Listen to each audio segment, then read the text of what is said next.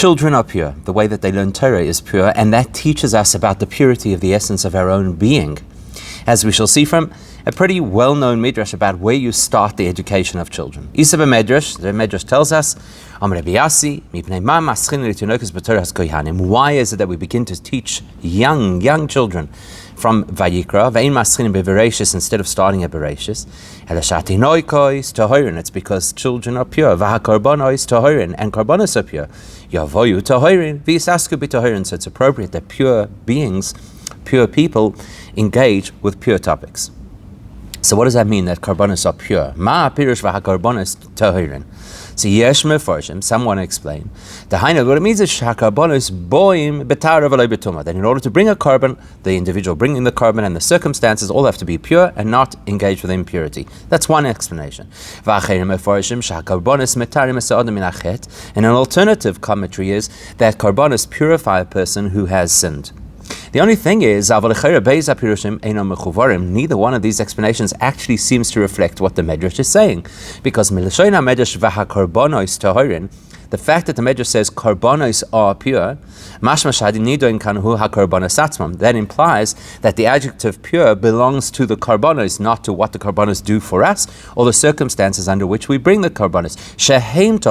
Rather, it sounds like the Medrash is saying the karbanos are pure, not that the people bringing the carbon have to be pure.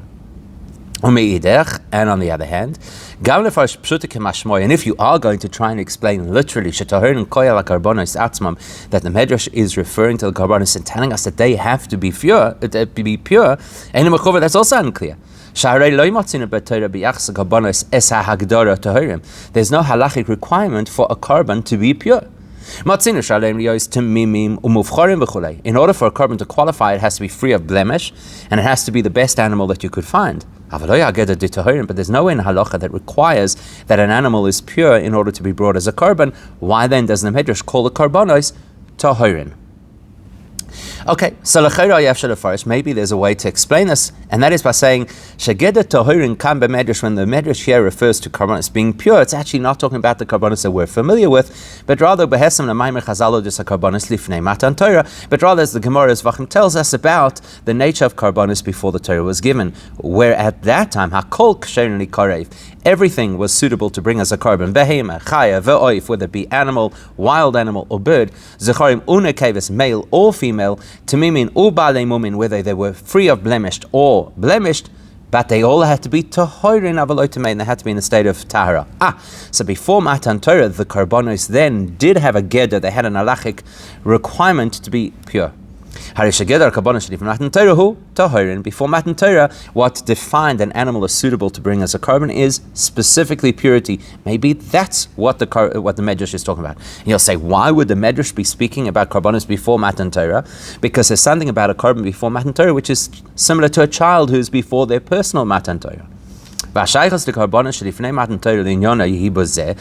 link between the connection to our concept that we're discussing in this medrash about children and the karbanos before Matan Torah is because we're talking about little kids who are underage, who do not yet have a requirement to bring karbanos for anything. That's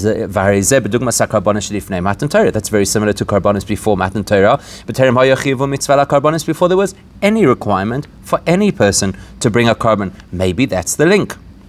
Just like karbanos before Matan Torah, before there was a requirement to bring karbanos, they had to be pure. So if we're talking about children who are not yet required to do mitzvahs, we're talking about purity. Maybe that's the explanation. Truth is, it's really difficult to say that is the explanation. Let's remember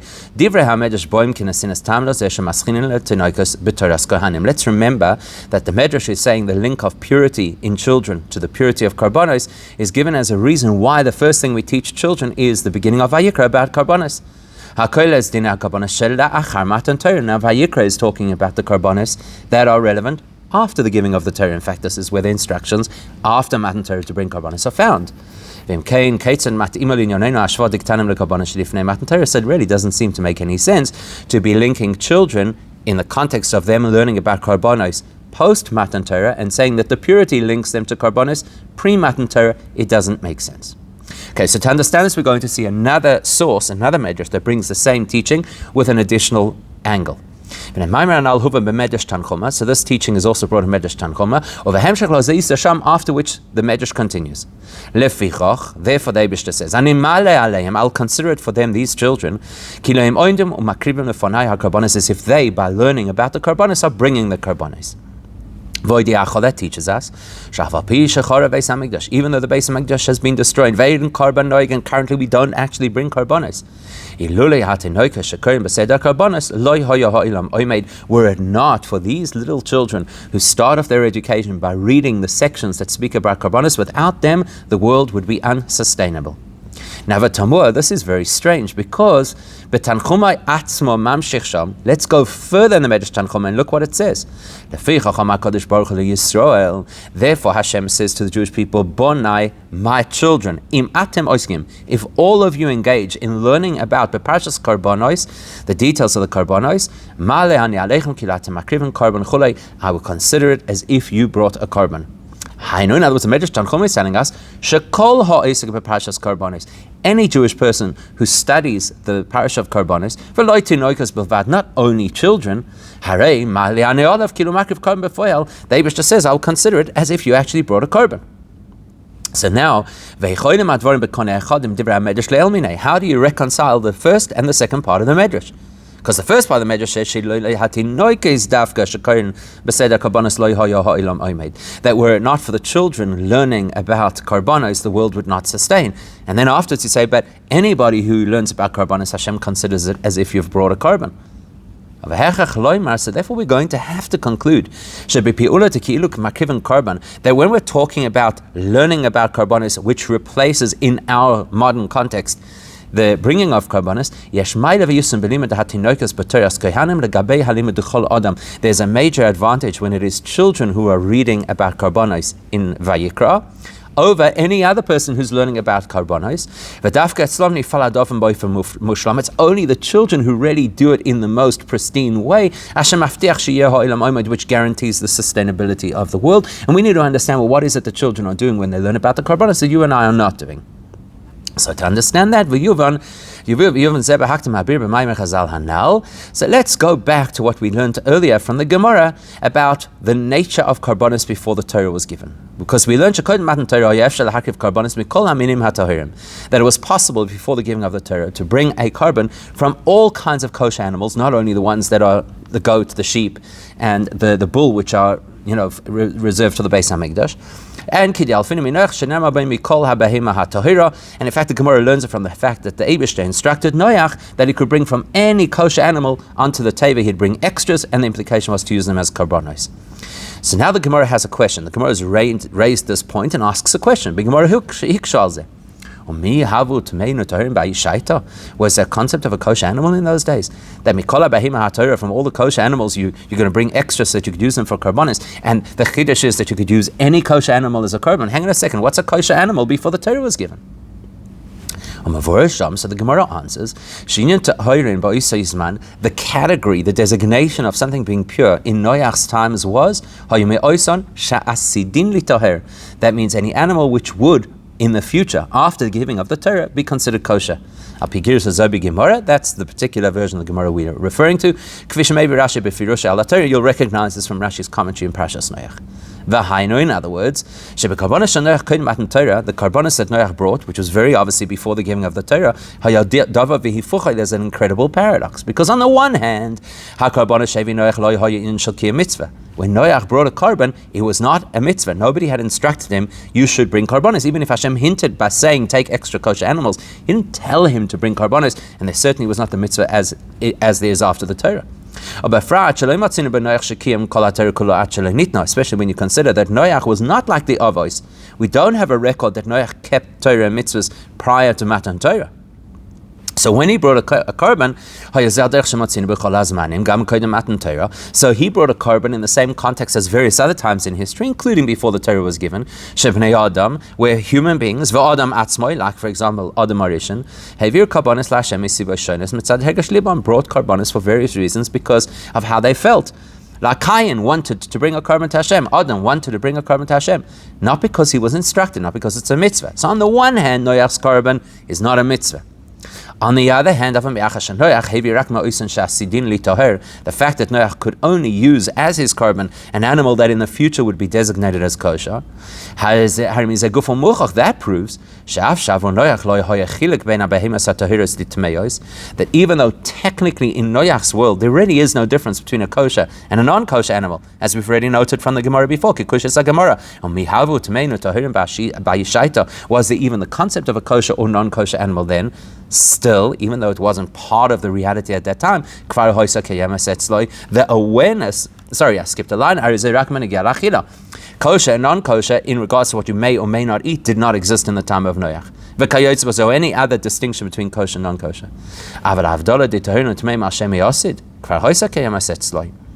But the principle that there's a designation, even if that designation will only be relevant in the future after the giving of the Torah, but that you can designate a certain animal as kosher, Noach had awareness of that. In other words, that shows us that already in Noach's times, there was the beginnings of what would eventually become the parameters of Torah. Even though the Torah hadn't yet been given. Not only had the Torah not been given, but this is this is even before you have Avram, Yitzchak, and Yaakov, who lived a life that was aligned already with as if the Torah had been given. As we know, they kept all the mitzvahs. So in spite of the fact that it's not post-Matan Torah, it's not even in the era of people who keep the mitzvahs of Matan Torah, but still Noach has an awareness of the designation that will occur in the future, and therefore he only brings karbanos from kosher animals, meaning animals that will in the future be known to be kosher. Now, out of all the different aspects of Jewish life and of Torah, the only place where we find that Noach has any link to anything to do with how life would be after the Matan Torah is only in the context of karbanos. Yeshloima, we could say, Matan Torah must be because the principle of a korban has relevance even before the Torah has been given. And the parameters of what makes a korban kosher are already relevant before the Torah is given. And we have to understand why. What is it about korbanos that they're already significant even before the Torah is given? One possible explanation is this. Karbanos, even the karbanos that are instructed in the Torah, they actually belong to a category that is unique and unlike any of the other mitzvahs. So, in spite of the fact that the karbanos are included in the 613 mitzvahs, the impact of those karbanos, which of course then reflects on the essence, character of those karbanos, karbanos are beyond the parameters of Torah and mitzvahs. How do we know that? Because karbanos have the capacity to atone or to complete things that were missing in Torah mitzvah. So you can't be in a system and fix the system. You have to be greater than the system to fix the system. So the fact that karbanos could fix up the mistakes in the system of Torah mitzvahs that we make, that indicates that karbanos are beyond the system. Let's put that into different words. When a Jew brings a korban, what is the implication? What is the intention of bringing a korban? Adam mikem ki Yaakov, right? Or Adam ki Yaakov mikem, as the pasuk actually says. So what is the purpose of bringing a korban? To show that I want to come close to Hashem. Because I have a connection to Hashem. And that connection is intrinsic because I'm Jewish. That connection is not contingent on doing Torah mitzvahs, so it doesn't become more connection if I do more mitzvahs or less connection if I do less mitzvahs. Just like I don't create my bond with Hashem through behavior, through the observance of Torah mitzvahs, so I cannot damage that connection by lack of Torah mitzvahs. Why is that? Because the innate connection between myself as a Jewish person and Hashem is something greater than Torah and mitzvahs can affect. When I bring a korban, I illustrate that connection. Korban from the Lashon karoiv. Similar to what the pasuk, to what the Gemara tells us, based on the pasuk. The pasuk is Bonim Atem L'Hashem Elokeichem. Hashem says, "You're my children." Says the Gemara, Af al pi shechotu bonaihem, that even if the Jewish people sin, we're still his children. You don't change your DNA just because you had a fallout with your parents. And that's why korbanos have the power to atone for averos. If God forbid a Jewish person transgresses what Hashem wants, and therefore that then damages the union between that Jewish person and Hashem, which is created through Torah mitzvah. So because the person didn't do the mitzvah or didn't avera, they've damaged that level of connection. How does the person fix it? Well, one of the ways is to bring a korban. And what does the korban do? Bringing that korban arouses within the Jewish person and reveals outwardly that there is an intrinsic connection between me and Hashem that could not be damaged. And it's that intrinsic connection that atones for or washes away the blemishes of the Avera. So what is a korban? It is a statement of the deep-seated connection that we have to Hashem that can never be unseated. So that's actually going to give us a whole different dimension of understanding and appreciating korbanos, because it will also address a question we may have. What's the question? How is it logical that out of all the things that are going to really connect us to Hashem, it should be something which is so physical and even, dare we say, brutal? How does it make sense? That we have Torah, Avodah, and Gemilas Chasadim. So one of the three major channels of connection between us and Hashem, the channel of Avodah, should be korbanos. Well, how could that be? That one of the main elements of being Jewish is to bring korbanos, to slaughter an animal, and bring it onto Mizbech. It seems so physical, almost, shall we say, similar to some of the other pagan practices, lahavdil. Surely it would have been more suitable to have avodah ruchnis, some kind of a spiritual mode of connection, avodah shebelev, some kind of heartfelt, meaningful, meditative connection, tefillah v'chayetz b'zeh like davening. Surely that would exhibit a connection between us and Hashem that is far more obvious than by slaughtering an animal and putting it on a mizbeach. Especially when you consider that korbanos are not limited only to the Jewish people.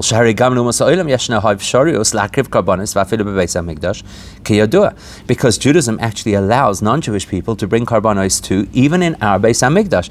So it doesn't seem like korbanos show this uniqueness of our relationship with Hashem because they're open to others, and they don't seem to illustrate a very soulful connection because it's so tangible and mundane. But it's actually based on what we've said, that a korban is something which is beyond the system and beyond the level of connection that Torah mitzvahs can create or averos can damage.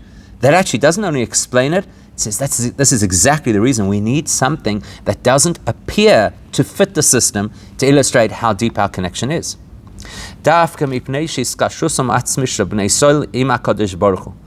Because the innate connection that we have to Hashem is so deep and so profound that it is completely beyond a connection that could be built through Torah and mitzvahs.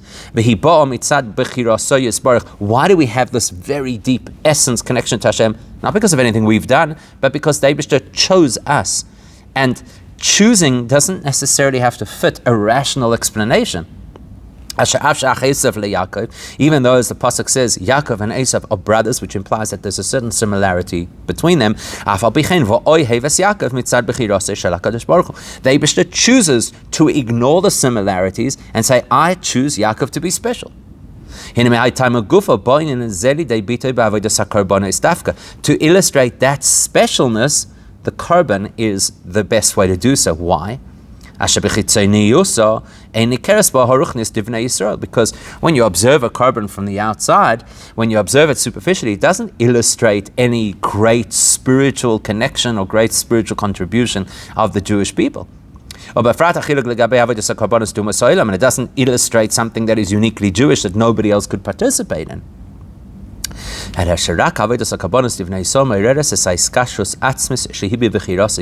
what is unique about a carbon, and you can't see this superficially, and you really have to meditate and contemplate deeply to understand it, is that a carbon illustrates that yes, the rest of the world could do the same, but I still choose the way the Jews are going to do it because I have this unique connection to the Jewish people. As the Alter Rebbe tells us that when Hashem chose the Jewish people, He specifically chose our physical side. The part of us that appears outwardly identical to the human form of every other person on the planet. Now, with that information, understanding that a carbon is so profound and illustrates the essence of connection between the essence of our soul and Hashem, that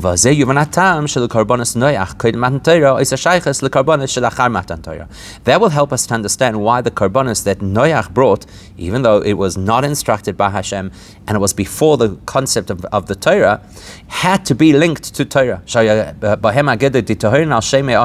where he had to select animals that would in the future be designated as kosher. Why is that?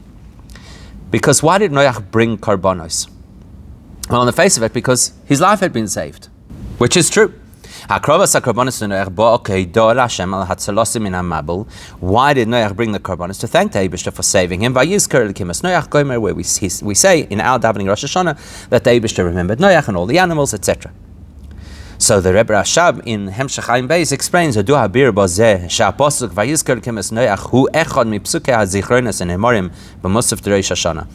there's a really important question. Noach is not Jewish. Rosh Hashanah is a time where we as the Jewish people come to Hashem to say, remember us in a positive light. Why do we quote a pasuk that has to do with Noach on Rosh Hashanah?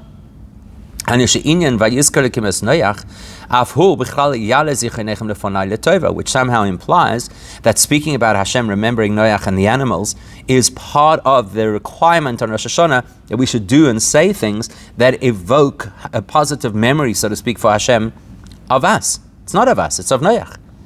So Rabbi Rashab explains, why did Hashem remember and save Noach? Because out of Noach's descendants would come Neshamas Yisrael. And because the Eibishter loves Neshamas Yisrael and there's this essence connection, that's why he saves Noach. That's why we don't just say that you remembered Noach, but you remembered Noach with love, not love for Noach. It's because the Eibishter has this essential love for the Neshamas of Yidden, and in order to have Neshamas of Yidden, Noach has to survive. That's why Noach is saved. So that illustrates for us, even though Noach is before the Torah, which is the time at which Hashem chose and designated us as His special nation. Not only is Noach before Matan Torah, but he's not yet even at the stage of the Avos, who were, of course, the beginnings of what would become the Jewish nation. That's why they're called forefathers. Despite the fact that Noach seems to be so spiritually detached from our world, he actually has a connection to the Neshamas of Yidden. The connection is such that it's the love of Neshamas Yisrael that causes Hashem to remember and save Noach and everybody on his floating zoo. Now, the next thing that happens after Noach is aware of the fact that the Eibishter loves the Neshamas Yisrael and therefore saved him, then he brings a carbon. And that carbon is to acknowledge the fact that Hashem remembered him, and to be grateful for his salvation. That carbon must be linked to the Jewish people, or the nature of what would happen to the Jewish people after Torah. That's why the animals have to be kosher animals. Now with that we can go back to what the Medrash says in Toras Kohanim, where it says children are tahor and karbonos are pure. Why? Because the Medrash is speaking of this point, that even prior to the giving of the Torah, when karbonos were brought, they had to have an attachment to the karbonos. After the giving of the Torah, that attachment would be tahorin that could only use animals, which would later be designated as kosher. And because, as we've mentioned, that the real intention of karbonos is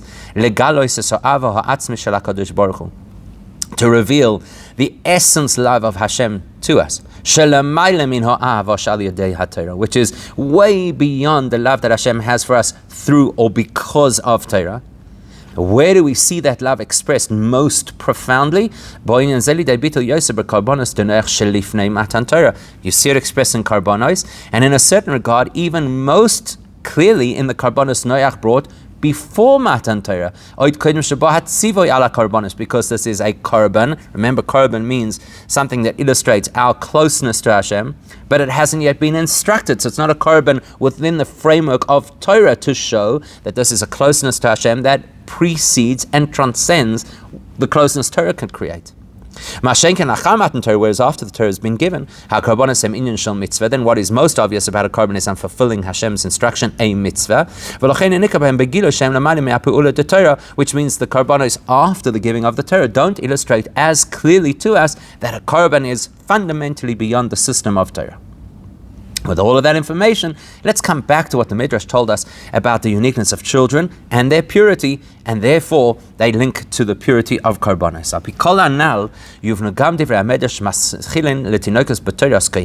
Now we can understand why the Midrash tells us the first thing we should teach children is Torah's Kahanim Vayikra, so that pure individuals engage with a pure section of Torah. Now, in order to understand this, we're going to look at three possible stages of history that reflect three possible stages of a child's development. Let's talk about the three stages of Jewish history in broad terms. Aleph, the most recent stage, the one we relate to the most, is Me'es Matan Torah, since the giving of the Torah. From when Jewish people committed to follow Torah mitzvahs as Hashem's instruction. Prior to that, there was another period before that Mizman ha'avois, you had the period from Avram Avinu until the giving of the Torah, where there were Jewish people led by Avram, Yitzchak, and Yaakov to fulfill all of the mitzvahs, even though they were not yet given and instructed. And then there's a period that precedes even that. That is Mizman Noach, the time of Noach, who only has a tenuous connection to the Torah. At least what he has is the designation of certain animals being considered kosher and others not being considered kosher, and that's effectively as deep as his connection goes. We could say that every human, every Jewish person goes through three similar stages. Aleph, again, we'll work from the most, so to speak, developed stage backwards. Aleph, there's a stage after a child becomes an adult. When is mitzvah mechuyev mitzvahs? Right? Mechuyev mitzvahs. That's when the person is chayav to fulfill mitzvahs. That's like after Matan Torah. Beis is a period before that, which is similar to the Avos, when the child is old enough that they need formal education, and therefore that's where a child starts to do Torah mitzvahs as a preparation for when he will be an adult, like the Avos started to keep the mitzvahs in anticipation of Matan Torah.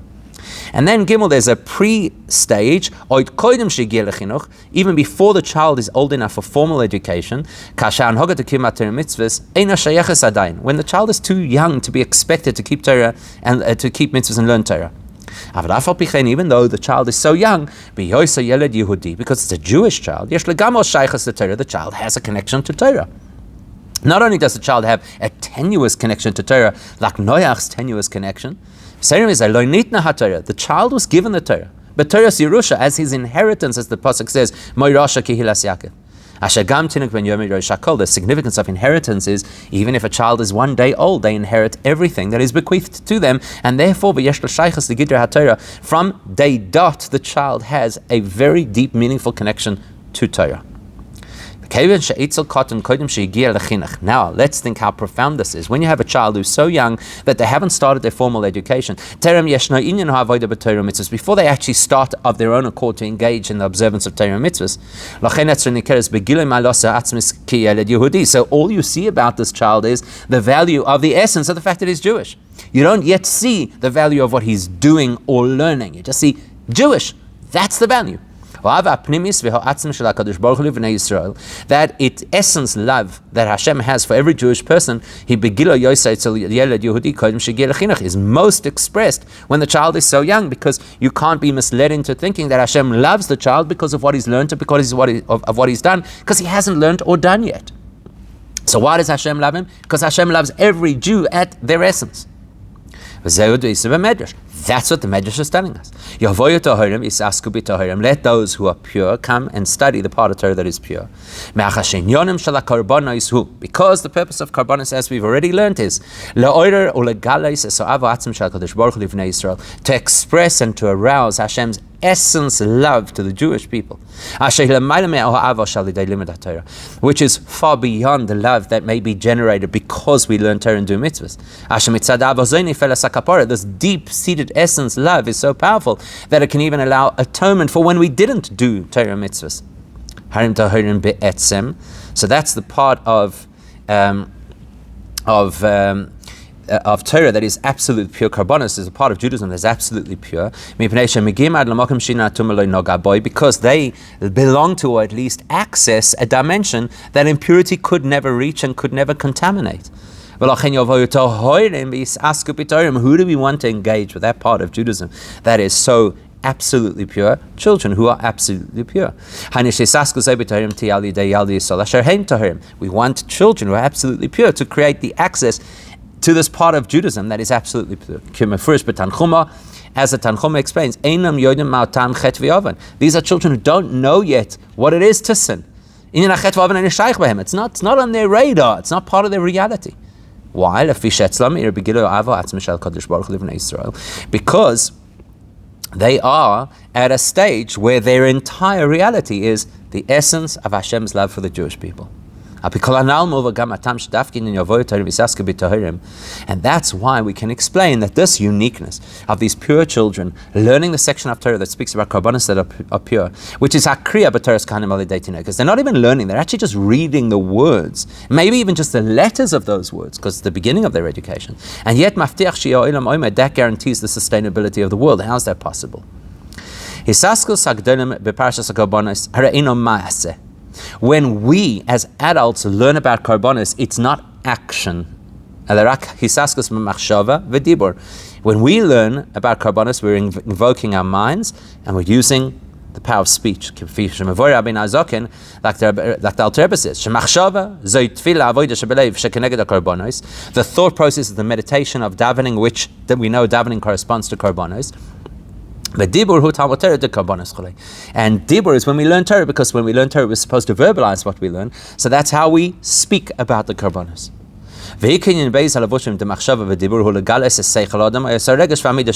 The purpose of thought is to allow our intellect expression. The purpose of speech is to allow our emotions expression. So when you have the words that you're thinking or the words that you're saying, the words are not the main thing. The main thing is what they're conveying, the feelings that they're conveying, or the thoughts that they're conveying. So therefore, when an adult is either davening or learning, what we are experiencing by davening or learning, or what others experience when they watch us davening or learning, is an expression of intellect or feelings. So you don't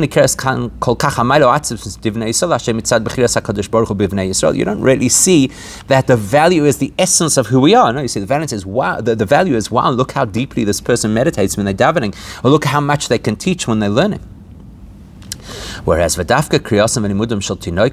when you have little children who are reading Vayikra, especially when you consider this is the first thing we're teaching them. Because